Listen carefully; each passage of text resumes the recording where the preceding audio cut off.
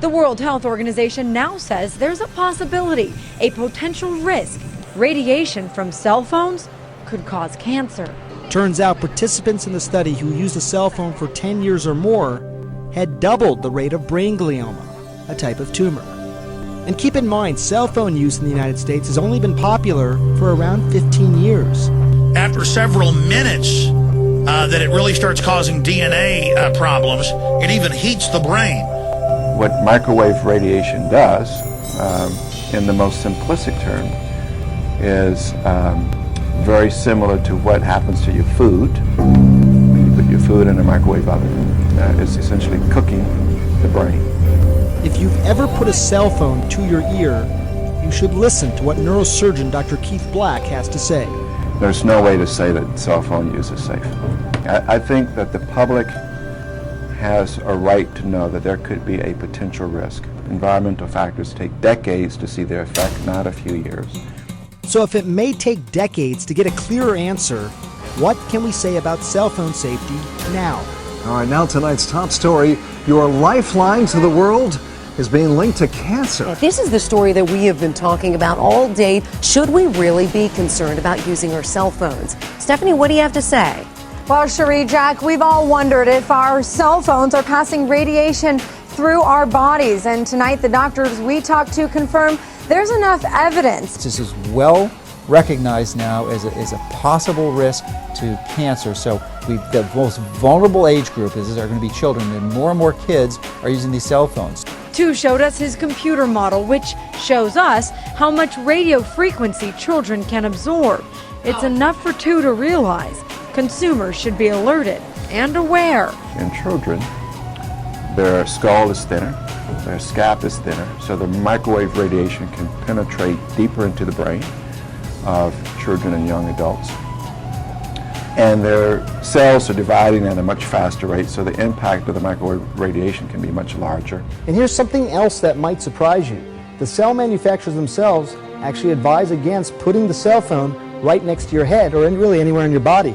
Dr. Keith Black has been talking about this longer than many, but the voices joining him are becoming louder and more prominent. The city of San Francisco pushed for radiation warning labels on cell phones.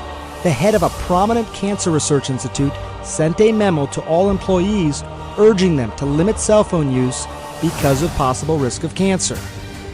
And the European Environmental Agency has pushed for more studies, saying cell phones could be as big a public health risk as smoking, asbestos, and leaded gasoline. More than 2/3 of Americans have cell phones, but there's long been a question: does heavy cell phone use hurt human health? Lindsay Davis reports on a major new study which for the first time shows cell phones do seem to have some mysterious effect on the brain. Some are calling the study a landmark event in our understanding of how cell phones affect the human body. 47 participants had cell phones placed on their left and right ears. One cell phone was activated but muted, the other was turned off. After 50 minutes, the researchers took PET scans of the subjects. Look at what they found. The image on the left shows what happened when the cell phone was turned on. The most active areas are in red. Notice the upper right part of the brain. That's the area closest to the antenna. Compare that with this image on the right of the same subject when they had their cell phones turned off. A committee composed of scientists from 14 different countries working for the World Health Organization concluded that exposure to cell phone radiation is a possible carcinogen because what the cell phones do is emit a radio frequency magnetic field which interacts with your own biological signaling system to cause this increase. And this expert World Health Scientific Committee found that there was a 40% increased risk of cancer. It's interesting because you look at all the studies out there and most people will say, look, I mean, they're fine. A lot of scientists will say that. But, you know, I've read all these studies, Larry. I mean, I've spent the last year sort of really reading this, and there's 16 really good studies out there, a few since 2000.